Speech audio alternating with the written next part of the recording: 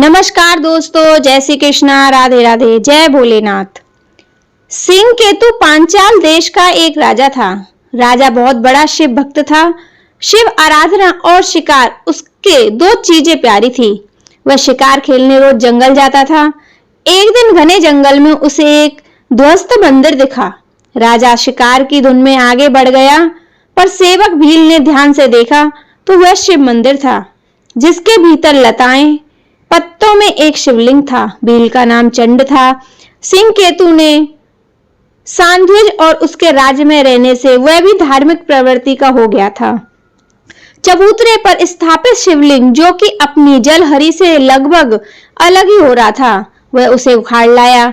चंड ने राजा से कहा, महाराज, यह निर्जल में पड़ा था। आप आज्ञा दें तो मैं इसे रख लूं, पर कृपा कर पूजन विधि भी बता दें, ताकि मैं रोज इसकी पूजा कर पुण्य कमा सकूं। राजा ने कहा कि इसे रोज नहलाकर इसको फूल बेल पत्तियों से सजाना, अक्षत फल मीठा चढ़ाना, जय भोले शंकर बोलकर पूजा करना और इसके बाद इसे धूप दीप दिखाना।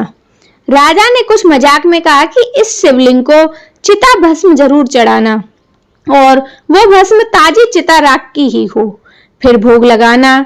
शिकार से राजा लौट गया, पर भील, जो उसी जंगल में रहता था, उसने अपने घर जाकर साफ सुथरे स्थान पर शिवलिंग की स्थापना की और रोज ही पूजा करने का अटूट नियम बनाया। भील के रोज पूजा करने से उसकी पत्नी में भी संस्कार जगे। वह भील की सहायता करने लगी। कुछ दिन और बीते तो भीलनी पूजा में पर्याप्त रुचि लेने लगी। एक दिन भील पूजा कर बैठा तो देखा कि सारी पूजन सामग्री तो मौजूद है, लेकिन चिता भस्म लाना तो भूल ही गया। वह भागता हुआ जंगल के बाहर स्थित शमशान गया। आश्चर्य, आज तो कोई चिता जल ही नहीं रही थी। पिछली रात जली चिता का ही कोई नामो निशान न था, जबकि उसे लगता था कि रात को मैं यहाँ से भस्म ले गया हूँ। भील भागता हुआ उल्टे पांव घर पहुंचा। भस्म की डिबिया उल्टाई पलटाई, पर भस्म तनिक भी न थी। चिंता और निराशा में उसने अपनी भीलनी को पुकारा, जिसने सारी तैयारी की थी। पत्नी ने कहा, आज बिना भस्म के ही पूजा कर लो, शेष तो सब तैयार है। पर भील ने कहा, नहीं, राजा ने कहा था कि चिता भस्म जरूर होनी चाहिए। वह मिली नहीं, क्या करूं? भील चिंतित हो बैठ गया। भील ने भिलनी से कहा, प्रिय, यदि मैं आज पूजा न कर पाया तो मैं जिंदा न रहूंगा। मेरा मन बड़ा दुखी है और चिंतित भी है। भीलनी ने भील को इस तरह चिंतित देख एक सुझाव सुझाया। भीलनी बोली, यह घर पुराना हो चुका है, मैं इसे आग लगाकर इसमें घुस जाती हूँ। आपकी पूजा के लिए मेरे जल जाने के बाद बहुत सारी भस्म बन जाएगी। मेरी भस्म का पूजा में इस्तेमाल कर लेना। भील ना माना, बहुत विवाद हुआ। भीलनी ने कहा, मैं अपने पतिदेव और देवों के देव महादेव के काम आने के इस अवसर को न छोड़ूंगी।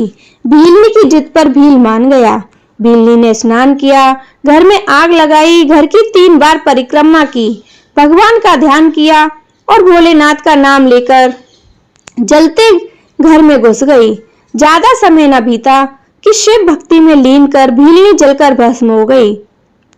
भील ने भस्म उठाई, भली भांति भगवान भूतनाथ का पूजन किया। शिव भक्ति में घर रहित घरवाली खो देने का कोई दुख तो भील में ना था। सो पूजा के बाद बड़े उत्साह से उसने भीलनी को प्रसाद के लिए आवाज दी। क्षण के भीतर ही उसकी पत्नी समीप बने घर में आती दिखी। जब वह पास आई तो भील को उसके और उसके घर जलने का ख्याल आया। उसने पूछा, यह कैसे हुआ? तुम कैसे आई? यह घर कैसे वापस बन गया? भीलनी ने सारी कथा कह सुनाई। जब धधकती आग में घुसी थी, लगा जल में घुसती जा रही हूँ और मुझे नींद आ रही है। जगने पर देखा मैं घर में ही हूँ और आप प्रसाद के लिए आवाज लगा रहे हैं।